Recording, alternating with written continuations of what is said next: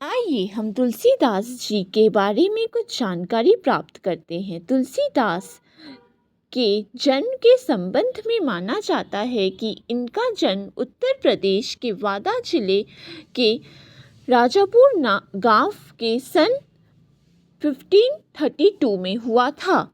गुरु नरहरि दास इनके गुरु थे, जिनकी कृपा से इन्हें राम भक्ति का मार्ग मिला।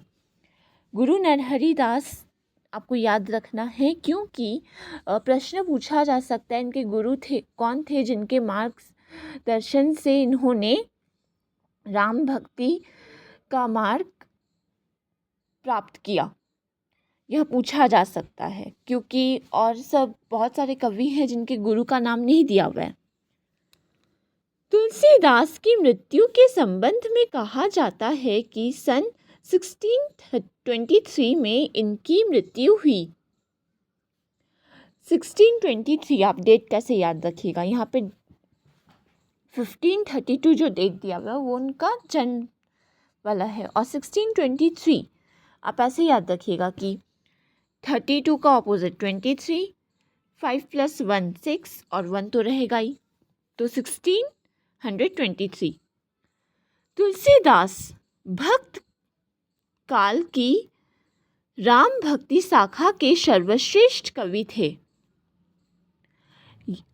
भक्त काल मतलब भक्ति काल के सर्वश्रेष्ठ कवि का नाम अगर पूछा जाएगा तो आपको लिखना है तुलसीदास। तुलसीदास कवि ही नहीं लोकनायक भी थे। वो कवि ही नहीं लोकनायक भी थे। रामचरितमानस इनकी अनुपम कृति है। कौन सी कृति, अनुपम कृति कौन सी है, यह पूछा जा सकता है, तो लिखना है आपको। गांधी जी के अनुसार मैं तुलसीदास की रामायण को भक्त मार्ग का सर्वश्रेष्ठ ग्रंथ मानता हूँ।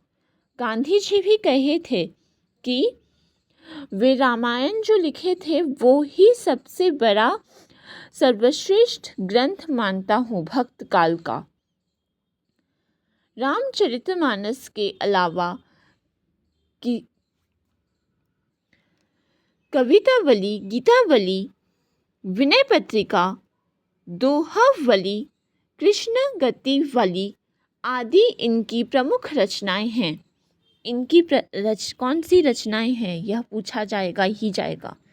तुलसीदास ने रामचरितमानस की रचना अवधी भाषा में और विनय पत्रिका तथा कवितावली की रचना ब्रज भाषा में की है। कौन सी भाषा में रामचरितमानस की रचना की गई है और विनय पत्रिका और कवितावली की रचना कौन सी भाषा में हुई है, यह इम्पॉर्टेंट क्वेश्चन है। विनय पत्रिका में पद तथा कवितावली में कवित्व एवं सव्या का प्रयोग किया गया है। क्या प्रयोग किया गया है?